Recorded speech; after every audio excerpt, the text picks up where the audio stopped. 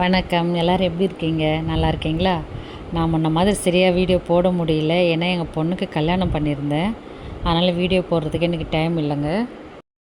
கல்யாணம் முடிஞ்சதுக்கப்புறம் எங்கள் ஊருக்கு போயிருந்தேங்க. இடக்கழி நாடுன்னு சொல்லுவாங்க. ஓதியூர் கிராமம் எல்லையம்மன் கோயில் தாங்க பஸ் ஸ்டாண்டு.